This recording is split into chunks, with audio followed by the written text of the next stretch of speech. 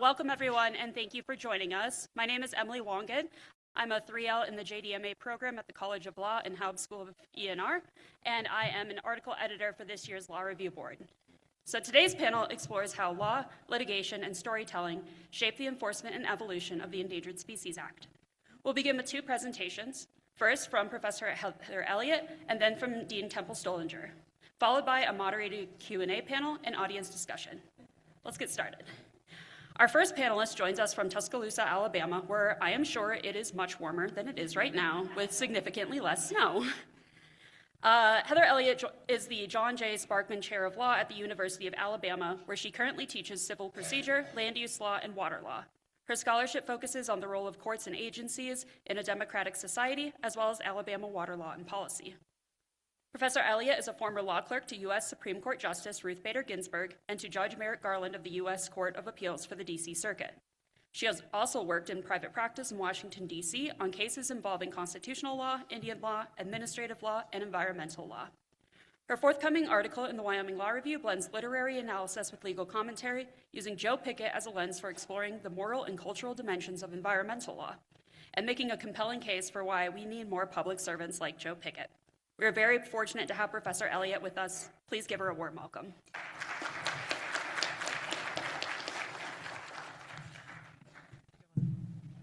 Okay, is this on? Yeah, great. This is my first time in the beautiful state of Wyoming, and so I'm really grateful to the law school, Dean Hill, the Law Review, and everyone involved in making this such a wonderful event for the opportunity to be here. And I want to especially thank C.J. Box for creating Joe Pickett and a series that's one of my favorite in all literature. As you'll see, I took a different approach to the ESA subject than we might have expected. I took the opportunity to write about the first Joe Pickett book, Open Season, in a different way. So bear with me for what will seem like a deviation from our topic, but I promise I'm heading toward the Endangered Species Act. So we live in polarized times. Many people make assumptions about those that they perceive as being on the other side. But Joe Pickett doesn't do this. People have no sides until he gets to know them better. He would treat me, for example, as a whole person, not a stereotype. And he would learn that despite my education and time on the coast, which presumably make me a member of the coastal elite, I, contrary to expectations, have a well-used by me Ford F-150. I can do plumbing, carpentry, and electrical work. I can rebuild an engine so long as it's carbureted and not fuel injected. And I like to shoot guns at the gun range. Just as law schools are said to provide an antidote to these polarized times by modeling how to disagree without being disagreeable, so too do Joe Pickett and his family, Mary Beth, Sheridan, April, and Lucy.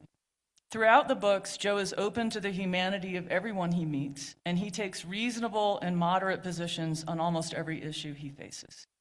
That includes the Endangered Species Act. See, I told you I'd get there. In Open Season, Joe is faced with the difficulties that his hometown, Saddle String, will encounter if endangered species are found in the area, limits on hunting, jobs lost when timber cannot be felled, and the like.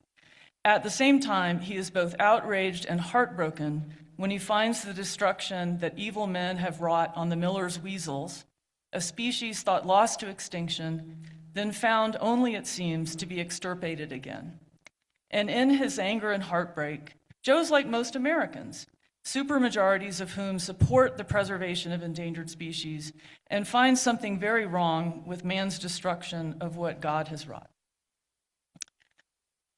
Open Season, though, also highlights how the very strength of the Endangered Species Act both undermines the achievement of its goals and plants the seeds of its own destruction. Governor Rulon points out in a later book that it's a poor law that encourages its own violation. Open Season highlights the phenomenon of shoot, shovel, and shut up, where a landowner kills and buries any member of an endangered species found on her land in order to avoid the limitations the act would place on the land if the presence of the species were known.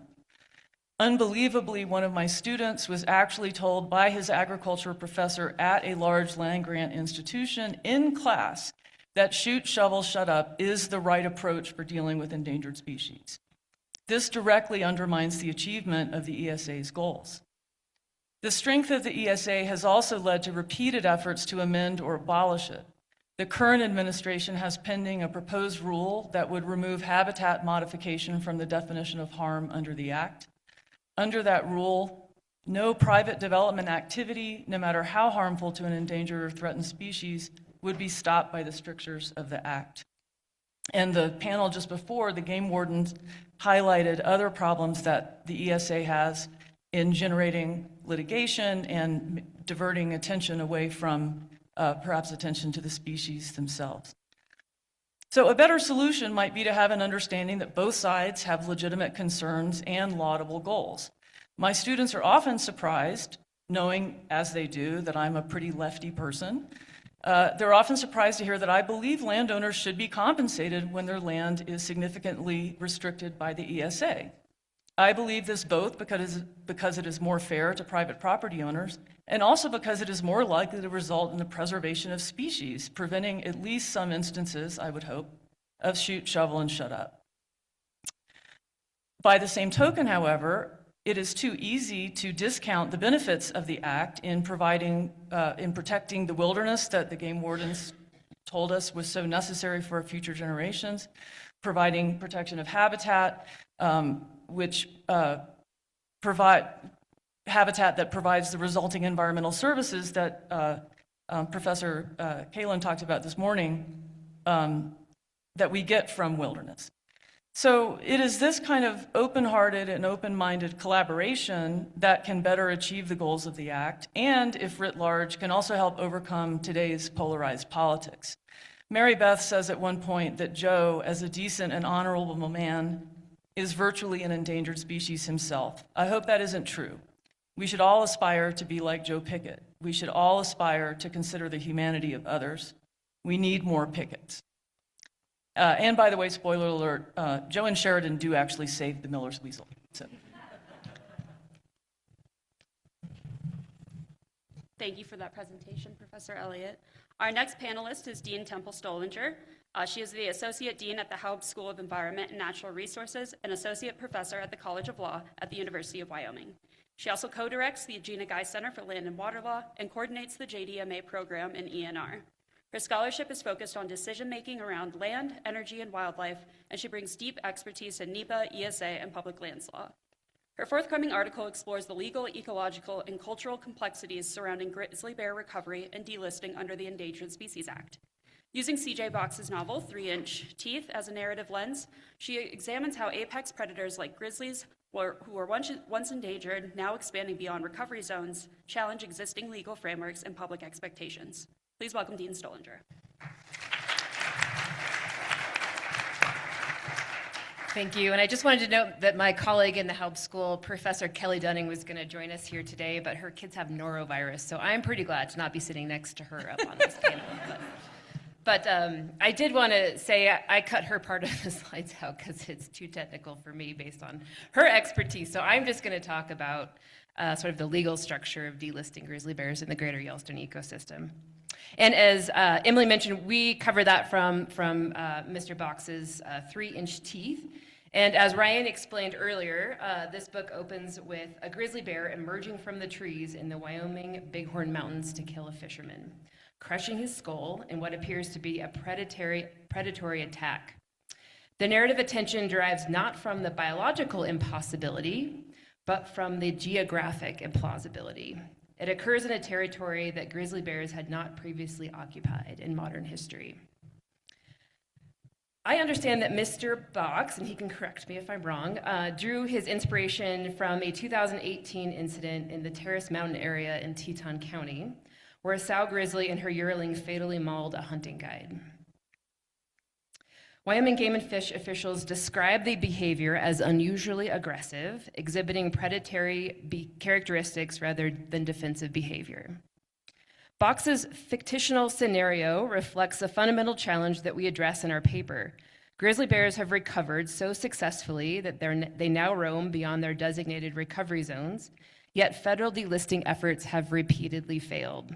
Caught between contested science and competing narratives about connectivity requirements, federal authority, local control, and coexistence with apex predators. What we wanted to understand is, why does conservation success keep producing legal failure?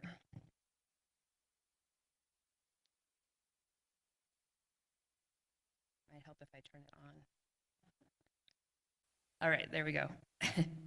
That's the first slide, actually. So understanding this question requires some historical context. In the 1850s, an estimated 50,000 grizzly bears inhabited 18 western lower 48 states.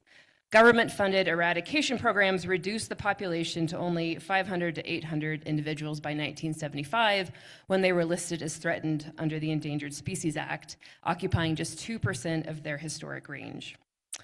But conservation responses have been remarkably successful. Today, nearly 2,000 grizzly bears inhabit the lower 48, with over 1,000 in the greater Yellowstone ecosystem alone.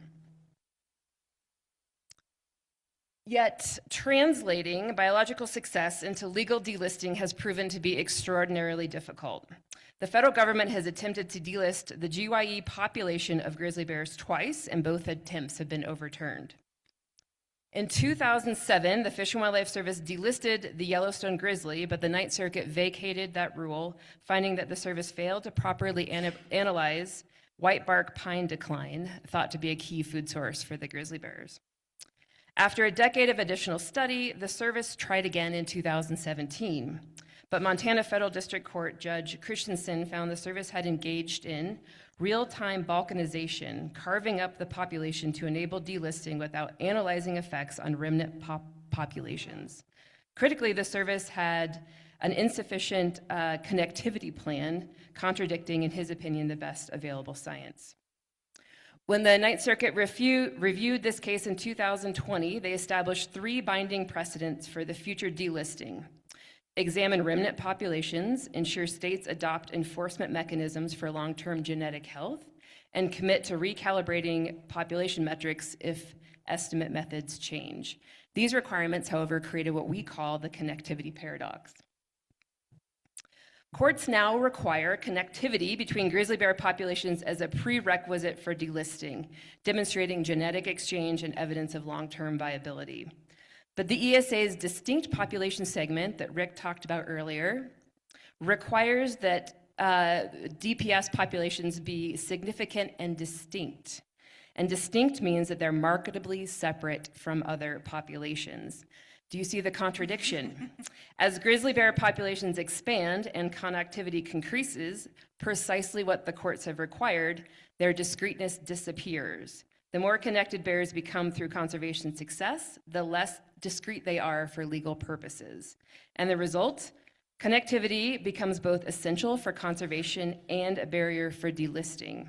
Recovery success, therefore, undermines legal categories designed to recognize success. This paradox became a critical part of the January 2025 decision issued at the tail end of the Biden administration. And in that decision, the Fish and Wildlife Service declined to delist the greater Yellowstone ecosystem distinct population segment and the Northern Continental Divide ecosystem population as well, finding insufficient distinctness due to increased connectivity. Instead, the service proposed a unified lower 48 grizzly bear DPS, as you can see on this map, managed under a revised 4D rule that is still pending. So this abandons the population by population framework that was promised in 1993, creating an all or nothing system. However, the Trump administration could revise this approach, and it's under current review. So when C.J. Box wrote about grizzly bears appearing where they weren't supposed to be, he wasn't just creating fictional drama, he was capturing a real governance challenge. And in my opinion, the grizzly bear has done what the ESA asked. It's been recovered from the brink, and the question now is whether our legal system can evolve as successfully as the species they were designed to protect. Thank you, Emily. I'm looking forward to your questions. Thank you so much to both of our presenters for those insightful and thought-provoking comments. We're now going to move into a moderated Q&A where I'll pose a few questions to connect themes across both papers, and then we'll open it up to audience questions. So my first question is, C.J. Box's novels often dive into complex legal issues, whether it's wildlife conservation, land use, and especially the Endangered Species Act. To start us off, how do you think media, whether fiction like Joe Pickett or other nonfiction media, shapes public understanding of the ESA? And what does it get right, and where do you think it falls short? I don't know that I could speak to the media as a whole. I do know that a recent study showed that 86% of Americans generally support the goals of the ESA, and so I'm not sure whether that's because of organizations focus on what they call charismatic megafauna, right, which are the large animals that are very cute or striking looking. I'm also not sure whether the authors of the study presented any data on how recovery of species occurs and the controversies that can arise around different plans. I know in Alabama, one of the issues we have is that so many of the extinctions occurred before the Endangered Species Act existed that we've just lost a lot of the biodiversity before we even had a chance to protect it. It's estimated that the first Alabama power dam on the Coosa River was the 4th largest extinction event ever in North America. That's from the U.S. Fish and Wildlife Service, and that's because Alabama has very unusual geology that leads to really extreme speciation, and so lots of species in very, very narrow ecological niches, all of which were drowned by the dam. And so I think, I don't know where I'm going with this except to say that I think the needs of species around the country they're very different and face very different problems. It's really different to be dealing with incredible aquatic biodiversity, which is what we have in Alabama, versus the resurgence of a large predator that poses a lot of danger to humans at the human-wilderness interface. And so I guess to the extent that the media sort of covers it all as a uniform block, that would not be a very helpful approach. Great. I wish Kelly was here because her research lab has done a really interesting report where they actually analyzed every single piece of media on grizzly bears over a 15-year period of time and coded all of it. And what they found through their result was that actually the conversations that are dominating the narrative discussion about grizzly bears are politicians and legal advocates. So it's not the managers and it's not the scientists that are talking about recovery. It's become politicized, right? And it's what Governor Freudenthal used to call the 100%ers that are dominating the conversation. And that creates a really difficult space for managers to move forward with, common sense policy that most people are going to understand and accept. And so I think it's put Game and Fish in a tough position. I think it's put the Fish and Wildlife Service in a tough position. And we get into that a little bit in our article, so I hope everybody reads it when it gets published. But we talk about what we call sort of the shadow narratives that have really boxed in the policy path forward for delisting grizzly bears. Thank you for those responses. My next question is more geared toward Temple, but please jump in if you have anything to add. Temple, your article explores the legal and political efforts to delist grizzly bears in the lower 48. Can you share examples of successful ESA protections or management cases and what lessons those might offer to grizzly bear delisting efforts? I can, and I did want to also say, I didn't include this in my presentation, but I think there's a path forward for grizzly bears even under the 2025 rule that was released, and that's through a little-known provision of the Endangered Species Act called Section 4D, and that allows for some creative management of species. And so under 4D, we've successfully recovered and created some flexible management regimes for a variety of different types of species. But the Gila trout comes to mind. And under the Gila trout in New Mexico 4D example, you could actually fish sections of the Gila River where the Gila trout were recovered. And then you couldn't fish other sections of the river where recovery hadn't been established. So I think, an approach like that could work for grizzly bears as well. Maybe we can come up with a 4D rule that allows for, maybe sort of state management authority, novel idea, of a recovered grizzly bear population in the greater Yellowstone ecosystem, or maybe even in the northern continental divide system. So I think looking to 4D and some of the successful examples we've seen as it's been applied to species like Gila trout would be my answer. I guess I would just add that another species that comes up repeatedly in the novels that has recovered largely is the gray wolf. And there have been a lot of controversies around its delisting here in the Mountain West, and then there's a proposed, I think the Biden administration then delisted it in the entire lower 48, but that was suspended by a court. And then the current Congress is proposing amending the Endangered Species Act to say that the gray wolf could never be listed again, is my understanding. And so I think one thing that's happened in the areas where the wolf has been delisted is that there then have been a lot of hunting events where the wolves have been killed. And so I'm kind of interested to see whether with grizzlies and with wolves that you end up with this kind of teetering back and forth across recovery versus now back into threatened status versus recovery. And I don't know how likely that is because I don't live in a state where we have those issues, but I'd be curious to know what Temple knows about that. Yeah, I think that's a good question. I think once you delist a species, it's probably very politically hard to relist the species, just from sort of a human dimensions and a political standpoint. But I agree, states can maybe manage a little too aggressively, particularly after there's some pent-up frustration after a species being listed for a long period of time. And I hope we see kind of a balancing of that, particularly on the Montana side of the wolf situation. But yeah, so I guess that's my response. Yeah. Great. My next question is more geared toward Heather, but once again, Temple, please jump in if you have a response. Heather, your article highlights Joe Pickett's deep respect for the law and his moral compass, especially when enforcing wildlife laws. Based on your reading of the novels and your own legal perspective, what do you think Joe Pickett's approach reveals about how the Endangered Species Act should be enforced?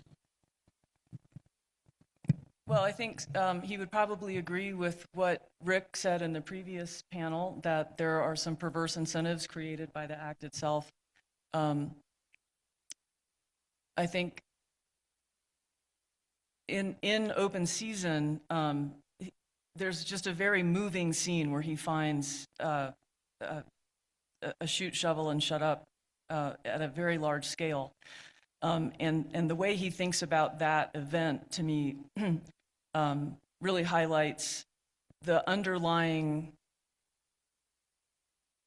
largeness that's behind the Endangered Species Act. And so I think the best example I can give is a metaphor, an analogy that I use in the paper, which is the text I used to teach environmental law has an example of a scientist who wants to find the oldest creature on Earth and ends up deciding that the bristlecone pine is probably the oldest creature on Earth and wants to know how old the bristlecone pine is, and this is before modern micro-coring technology, and so he cuts it down to count the rings and finds out that it's 4,300 something years old. And the textbook goes on to say, did you feel a little hollow in the pit of your stomach on reading that? Because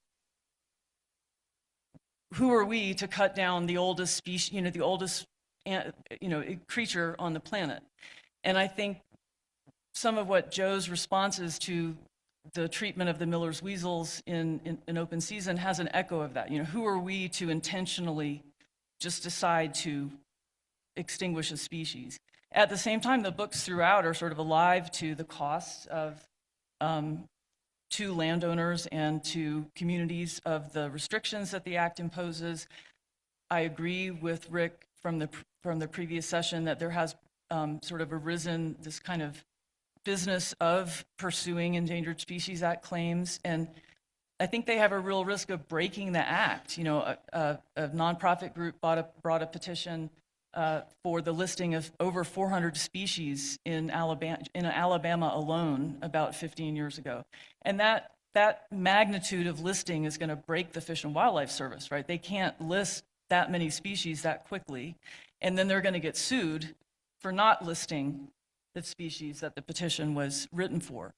And so to bring it back to Joe, I think he would, on the one hand, very much want to protect endangered species and protect wilderness, but I think he would want to do it in a way that on the ground had sort of more moderation and sense to it. What are some of the most significant ESA-related conflicts that are currently unfolding, and what might lie ahead in those conflicts? Well, that's a good question. Well, I don't know. I sit in Wyoming, so I think the grizzly bear one is a pretty big one. Obviously, our neighbors to the south have reintroduced gray wolves under an experimental population, and there's definitely conflict at the border about wolves as well. So I think I don't know. I think I'm biased, but I think carnivores present a particular challenge under the Endangered Species Act. And, I always thought that if Congress has to step in and address an Endangered Species Act problem, does that mean that the Endangered Species Act failed and that it's broken and it needs revised? And actually, the Fish and Wildlife Service employee told me that wasn't his perspective at all, that that's a relief valve that's available under our process of government. And so, maybe Congress needs to get involved like it did with gray wolves when addressing predators, because there's so many 100%ers on both sides of this issue, and we've really created these political shadow narratives that really make it hard to move forward. I also think there's a great quote from the senator from Alaska, whose name I'm blanking on, the very conservative Don Young, who voted for the Endangered Species Act when it was enacted in the early 70s, but later in an interview said, we weren't thinking about all these mussels and species of ferns.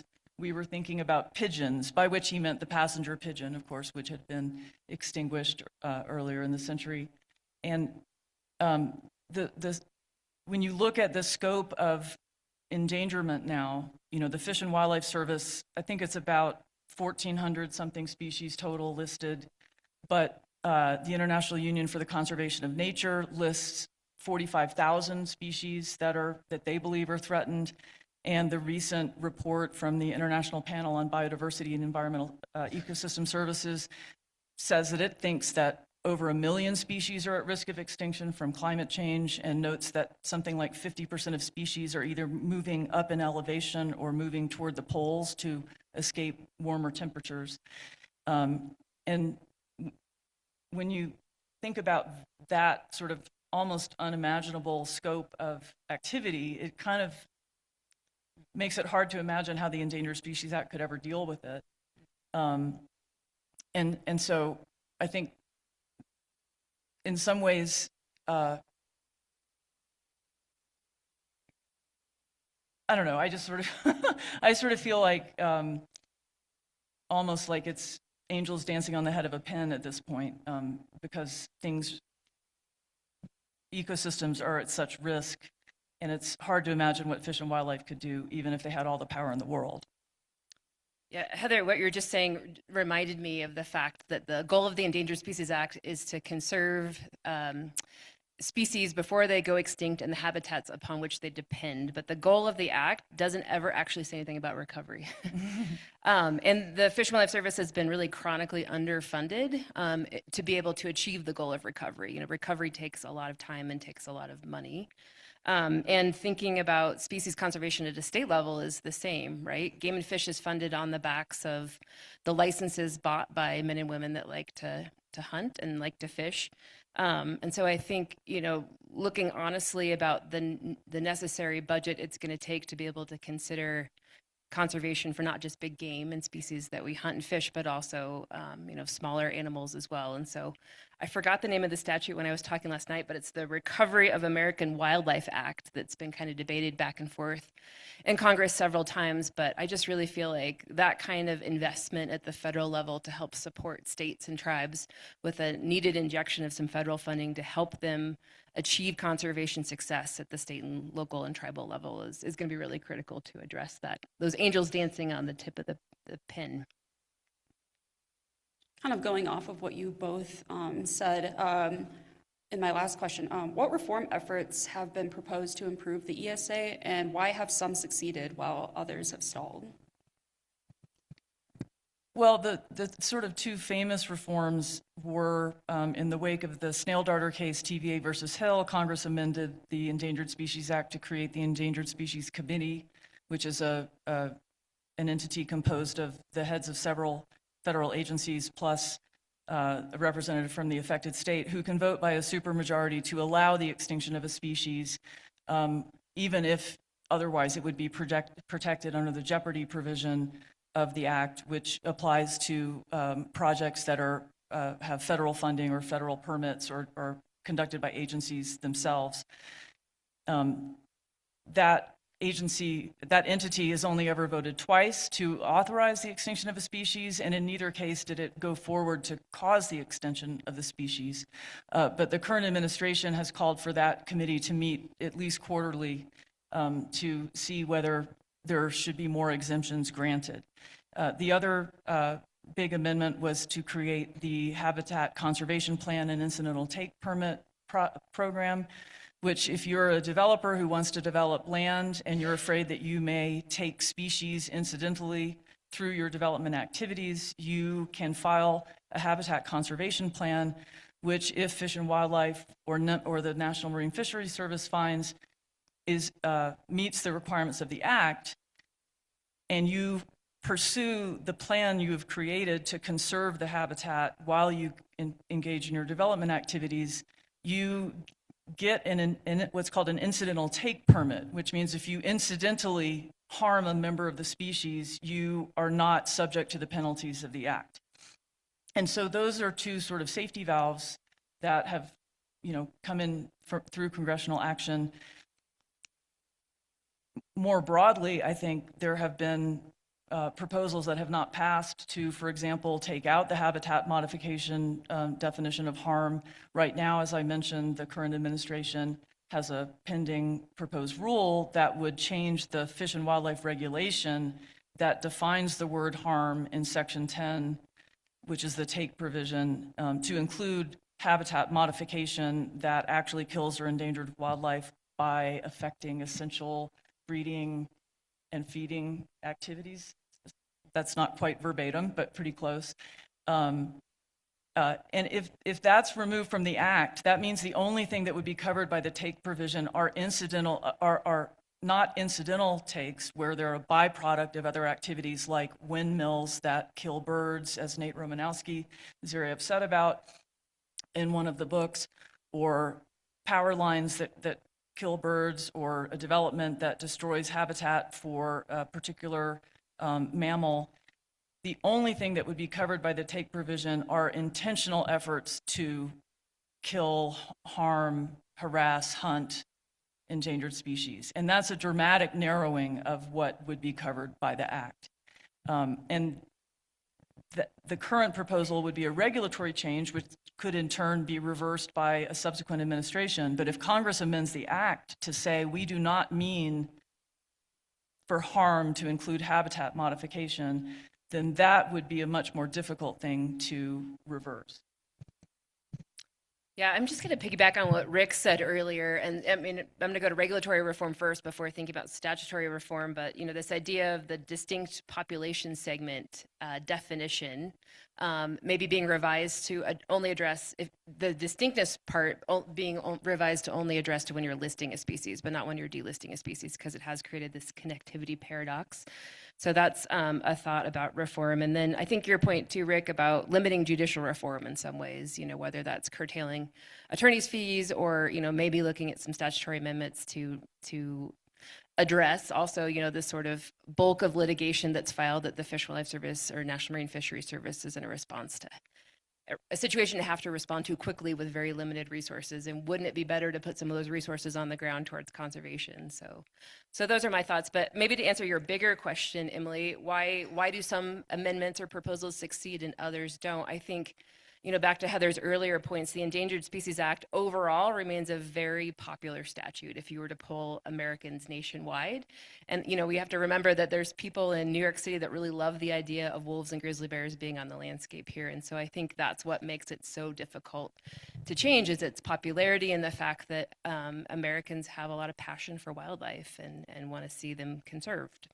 And just to point something that I thought was a very interesting finding by this 2025 study is that there is no urban-rural divide on support for the Endangered Species Act. We often think that it's people in New York who want to be able to go out and see the charismatic megafauna, and they're the ones imposing their will on people in the rural areas. But this study, which appeared to me to be conducted in a reliable scientific way, showed that there was no divide by partisan affiliation and no divide based on urban versus rural residents. in who supported the act. And I thought that was astonishing, especially given today's polarized politics. And the shadow narrative that this is the coastal elites imposing their will on the heartland. I have one final question before we move into audience Q&A. So those of you in the audience be thinking of some questions. Otherwise, if you scan the QR code, you can get our Slido link and submit them that way. But my final question is, what is one thing that you wish the public or policymakers better understood about the ESA? And how can we communicate those things to them? Yeah, that's a good question. I think I'm going to go back to what was the actual purpose that's listed in the statute. It's to, prevent extinction. I think the public gets really frustrated by the slow pace of recovery and delisting species.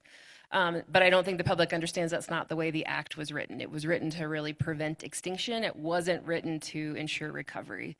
And again, that I wish the public also knew the limited budgets that both federal, state, and local wildlife managers are dealing with to conserve wildlife.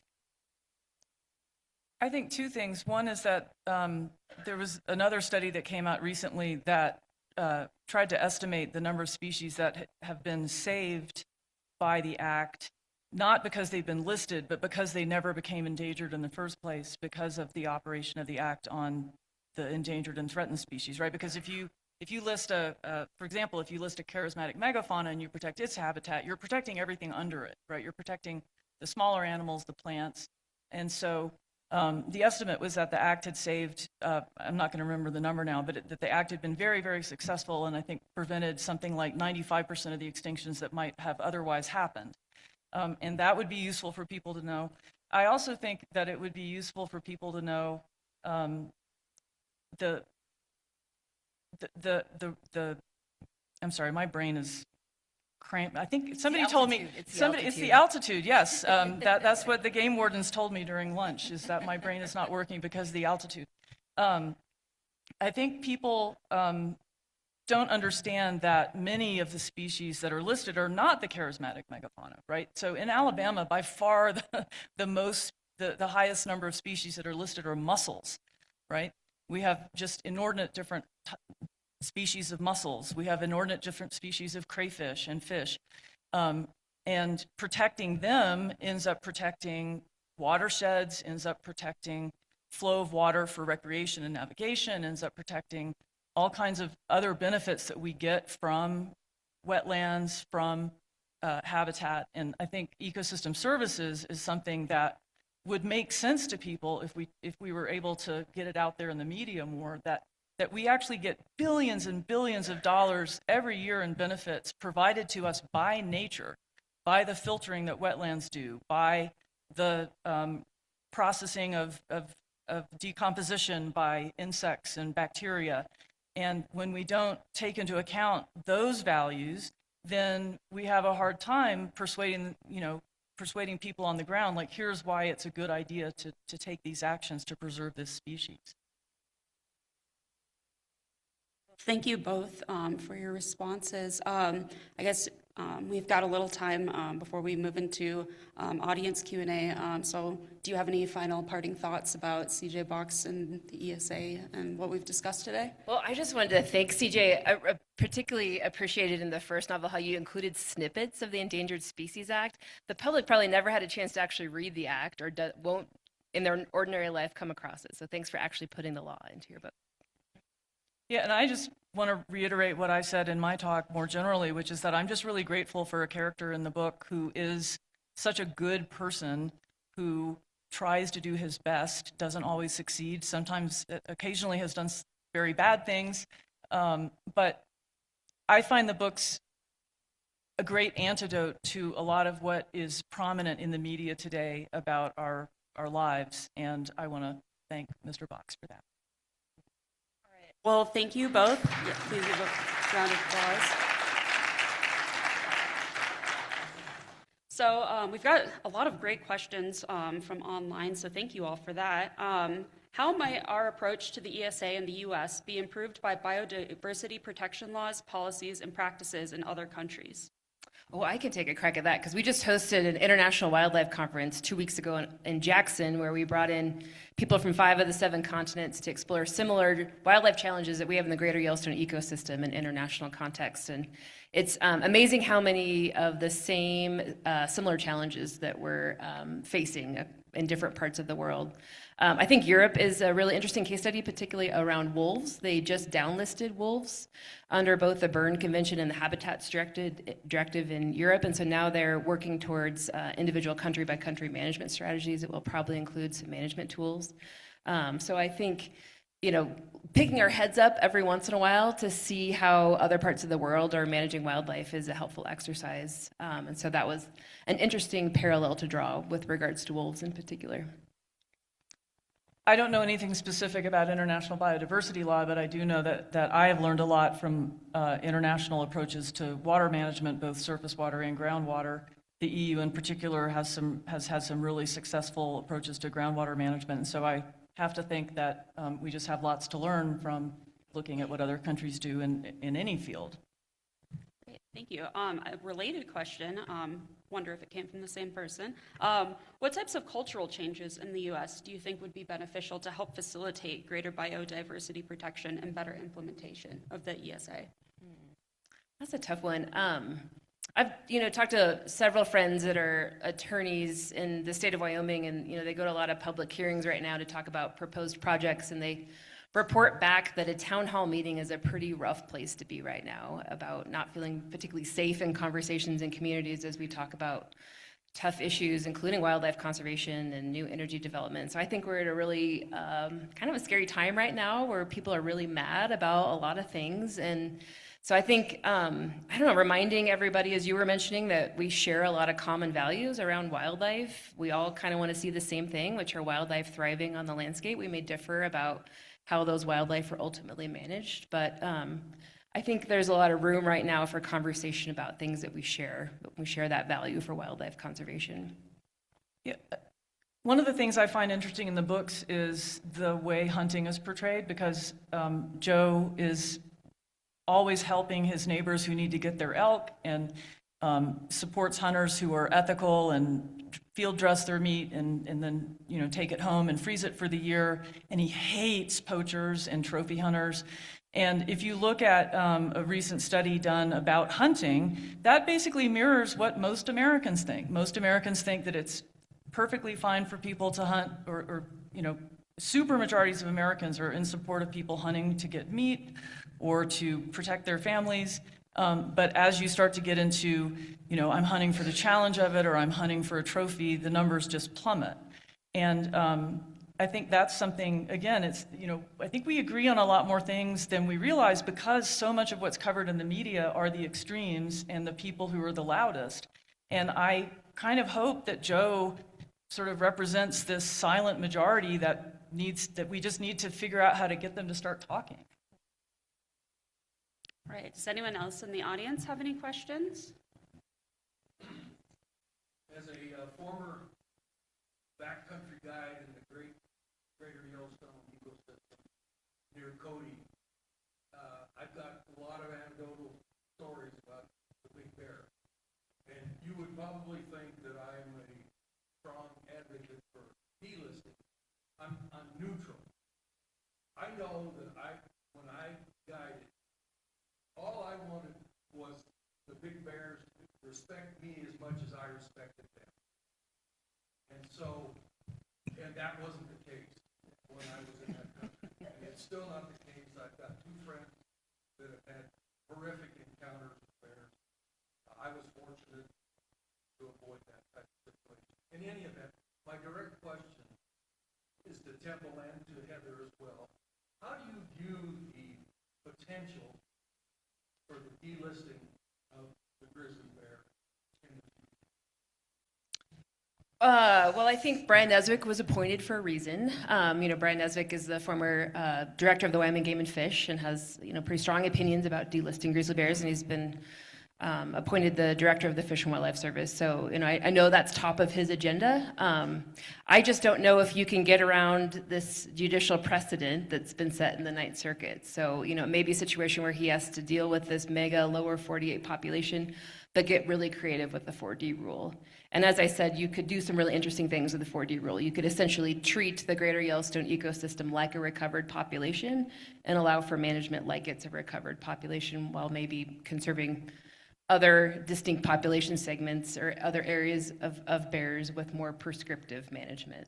So I don't know if I had to look into my crystal ball, I sort of think that's where we're heading, but I also at the same time feel like I bet Brian's going to try pretty hard to see if he could do something with that mega lower 48 DPS designation. And I should clarify, I love those big bears. If there's one indicator of wilderness, it's the grizzly bear. And you can, without a doubt, if you see a grizzly bear, you know you're in wilderness. So I love and respect the bears. Yeah. I just want them to respect me. That's the only thing. I appreciate that. And, we've, the Haub School, we have some colleagues who have done studies of people who come to visit Yellowstone. And it used to be that everybody came to Yellowstone to see the geothermal features, and that's shifted. So the majority of visitors come to Yellowstone and Grand Teton to see wildlife. And so, I think we have to be careful, to your point, about if we delist, our state's being a little too aggressive with management to make sure that, we're still keeping that in mind as well. I don't really have anything. Looks like we've got a question in the back.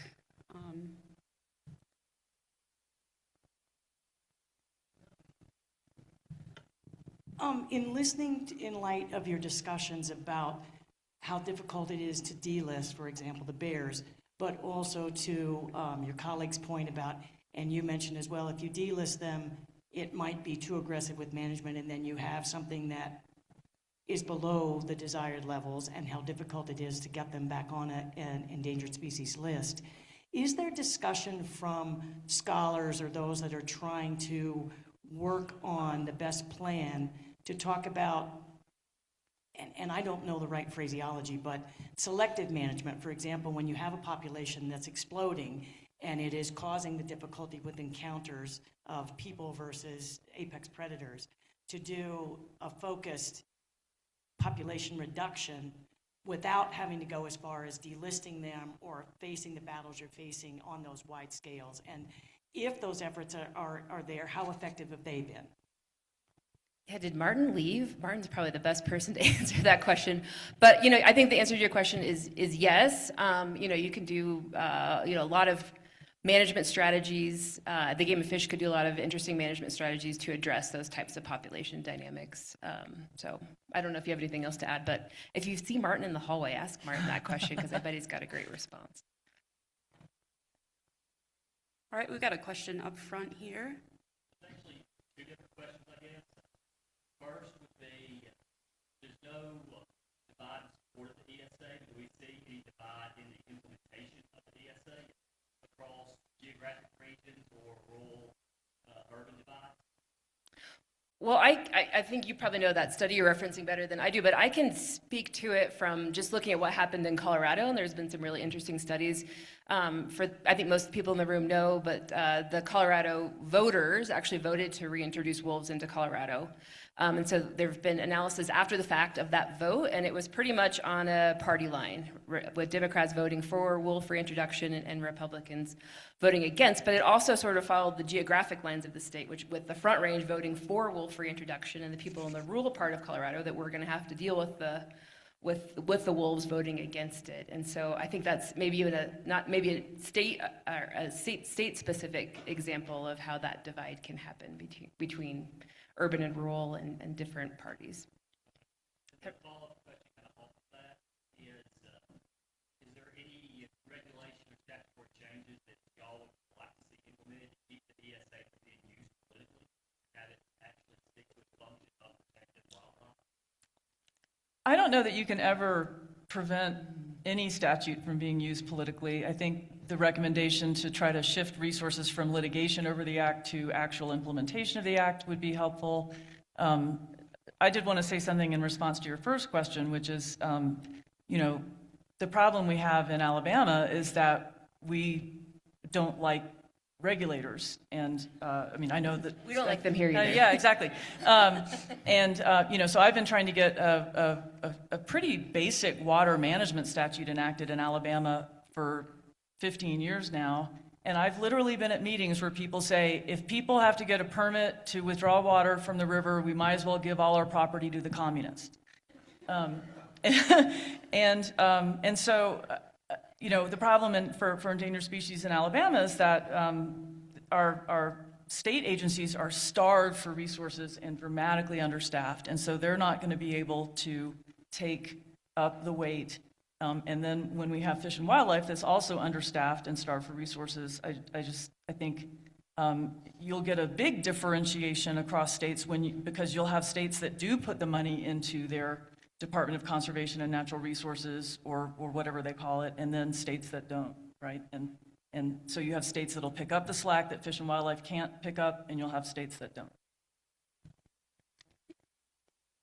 Nobody else has any questions. I thought of a couple. So I was curious if you had any thoughts on how celebrity animals, like I think of Grizzly 399, how do celebrity bears like that impact public perceptions of the ESA and protections for wildlife? Well, you're going to have to read Sam Kalin's article on that topic. But, it's the anthropomorphism of animals. And, that had some real consequences this summer for grizzly bears around Coulter Bay.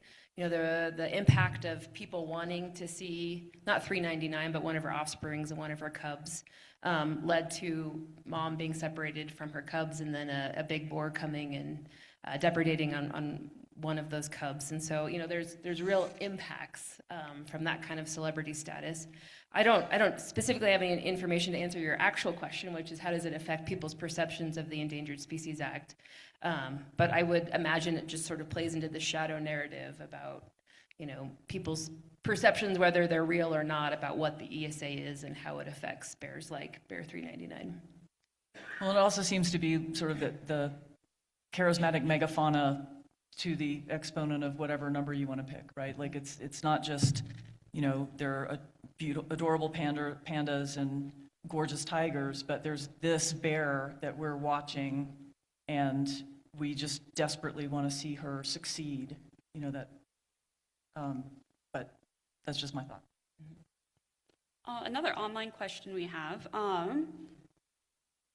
Do you see in your research, have you seen instances in which localities are getting overruled by distant metropolises when it comes to reintroduction or wildlife management? And could you provide any examples if you can think of any? Yeah, well, for me, the Colorado gray wolf example is sort of topic number one, and I wish Kelly was here because she actually lives in Kremlin, Colorado, and is really in the front line of that issue. But that I think really is a great example for that question. Again, just that voter divide and that front range versus rural Colorado divide.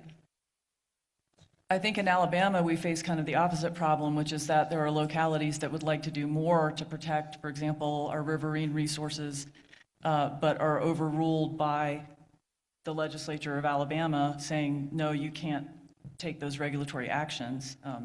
And so it can work sort of both ways, Kind of relating to that, it's kind of specifically for Temple, but you just talked a lot about the Colorado reintroduction and of gray wolves. What is the argument in favor of reintroducing these animals, especially when ecosystems have kind of moved on in their absence and adapted? Well, yeah, that's a good question. Do ecosystems move on and adapt? Colorado, you're asking me to sort of play the devil's advocate. Colorado has a lot of elk, and that was a situation in Yellowstone before wolves were reintroduced. As elk were so abundant, they were really sort of eating themselves out of house and home. And so, I think maybe people who were advocates for a wolf reintroduction in Colorado wanted to see sort of the ability for the ecosystem to kind of restore back to a natural balance where you had natural predators on the landscape. I think that's part of it, but I also think there's just this human desire to see, a full ecosystem with predators included.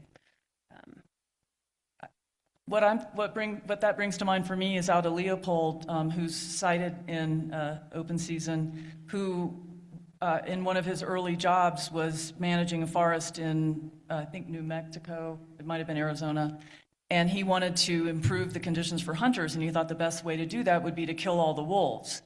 And so he did that. And then the deer became, or the prey animals became sick and overpopulated and were not good for hunters. And he sort of said, wait a minute, I just messed with the whole system.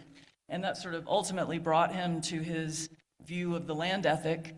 And so I think there is an argument for, I mean, I don't know that ecosystems have moved on, right? I mean, I think we do a lot of artificial intervention to prevent, for example, overpopulation of deer in Alabama, because we don't have wolves in Alabama and the original predators. And if you don't, authorize more hunting permits in a particular season so that the deer population pops up 30%, they're all sick by the next year. I know I might get some tomatoes thrown at me for this, or Friedenthal might corner me out in the hall for saying this, but there's been a couple of interesting studies that are released about the positive implications of wolves on the landscape in ways that I wouldn't have connected. But there's been some work out of some economists at the University of Wisconsin that talk about vehicle collisions with ungulates go down when wolves are on the landscape because they keep the wolves moving and off the highway. And then another one is that actually depredation of young livestock decreases when wolves are introduced. That sounds really weird. I know. I was like, I don't believe that. But when wolves are reintroduced, they keep the coyotes in check and the foxes in check. And it's those mesocarnivores that are actually doing a lot of the depredation events on the younger animals, the newly born calves and sheep. And a wolf will take a bigger animal. I mean, I'm sure they would take a young if they could. But they actually keep those mesopredators in check such that there actually is an overall lowering of depredation, which I know is hard to believe, but I've seen the paper and the data. So just something to just think about that, I know we've talked about the political concerns and the real risk of these predators in areas they haven't been for a long time, but there are some benefits.